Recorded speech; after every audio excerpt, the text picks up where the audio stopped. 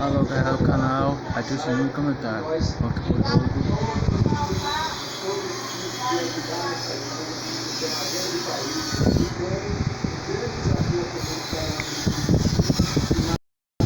Pediu um Benjamin emprestado, tá?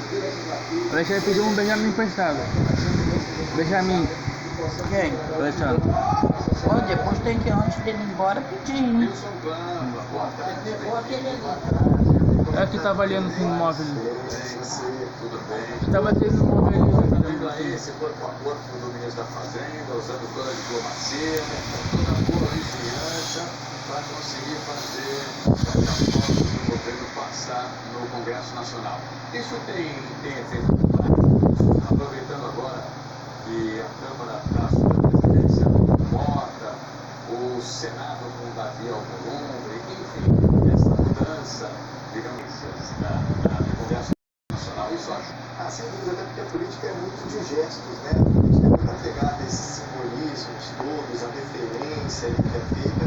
Então, contribui, sem dúvida alguma. Até porque o governo, no fim do ano passado, teve dificuldade para tocar a pauta econômica. O orçamento, por exemplo, desse ano, era para ter sido votado no fim do ano passado, ainda não foi avaliado pelo Congresso Nacional. Isso mostra o tamanho do desafio do governo, que também vai ter que enfrentar logo mais a votação dos vetos do presidente Lula, essa votação pelo Congresso Nacional, e sofre ali para conseguir manter esses vetos do presidente. Então, o Fernando Haddad vai e faz um gesto, né? Vai lá entregar as propostas, o presidente da Câmara vai fazer o mesmo também para o presidente do Senado, Davi Alcolumbre.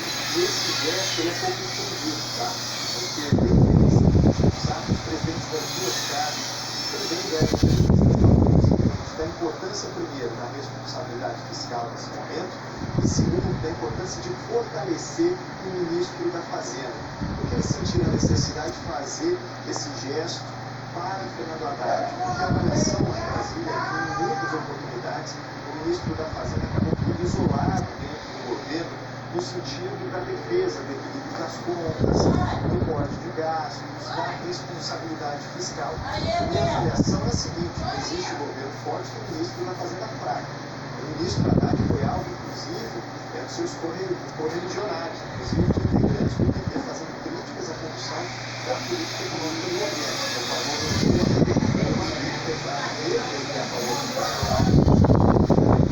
então, ele ganha o respaldo do Congresso Nacional, isso é importante para fortalecer a sua posição dentro do governo. Isso é um momento muito desafiador. O governo sabe que a economia é fundamental, porque a inflação, como a gente está observando, por exemplo, vai impactar na avaliação do resultado e, consequentemente, na popularidade. Então, a pauta econômica vai ser prioridade total do governo e do Congresso Nacional. E o avanço dessa pauta econômica é a Fernando Haddad, vai ter desafio. E, de um lado, ele tem um presidente dizendo o seguinte: o governo está comprometido com as compras públicas, mas não vai mandar novas medidas de corte de gastos. Do outro lado, ele tem o Congresso Nacional falando o seguinte: olha só, não passa mais nada aqui com aumento de arrecadação, aumento de imposto. Ou seja, ele não tem o corte do gasto de um lado e não tem o aumento da receita do outro. Como ele vai fazer para conseguir equilibrar essas contas, né? Esse é o grande desafio de Fernando Haddad nesse instante, que pode encontrar como saída para reforçar o compromisso fiscal do governo. Lá em março, promoveu um bloqueio ou um contingenciamento do orçamento para dizer que o governo está comprometido aqui, pelo menos zerar esse déficit, igualar o que é arrecadado e aquilo que gasta. Então, o pai do desafio, sem dúvida alguma, para o ministro da Fazenda, Fernando Haddad, e mais do que nunca, essa responsabilidade em cima do governo vai ser importante, porque como a gente vem falando diariamente aqui no jornal hoje, ao mesmo tempo certeza que nesse sistema, né? A gente tem o fenômeno Donald Trump como uma política mais imprevisível. Imprevisível, essa é a palavra, né? Imprevisibilidade desse cenário externo. Então, a política econômica de Trump impacta muito. A gente até viu um recuo do dólar, porque Trump, apesar das ameaças de tarifar ali os parceiros comerciais da última hora, por exemplo, em relação ao Canadá e ao México, então isso levou embora que a gente vem acompanhando, aliás, 12 vezes consecutivos aí de queda desse dólar. Isso traz um fôlego no governo, seguidão do próprio ministro da Fazenda falou, mas mais agora tem a realidade interna das contas públicas do controle do endividamento. O ministro está consciente disso, por isso faz esses gestos ao Congresso Nacional. Pois é, meu Paulo, mas você mesmo disse tudo, não tem mais. Não, tem mais. Se fizer a lição de casa direitinho, a conta não fecha. É simples assim. Você que está em casa sabe bem. Você pega lá pro orçamento doméstico, vai ver o que tem que gastar, se sobra alguma coisinha, se não sobra.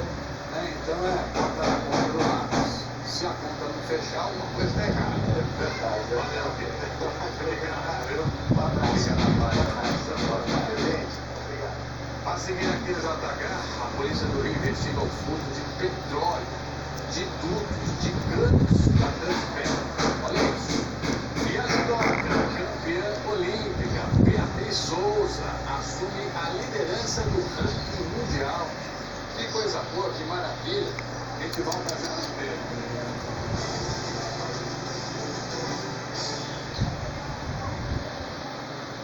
CBBB 24 horas, só tem uma aí.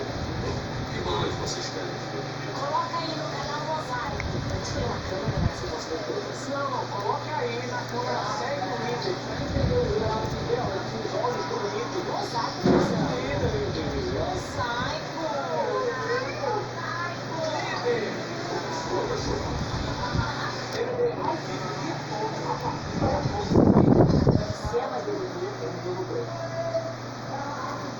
É vítima, tchau.